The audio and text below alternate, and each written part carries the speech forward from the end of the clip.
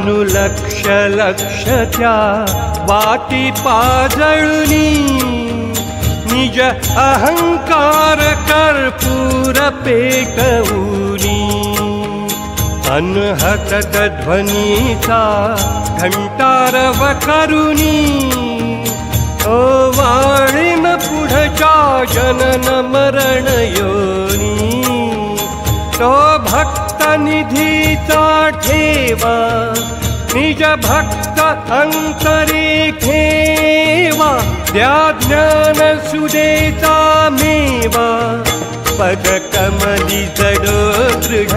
आत्मभाव माझा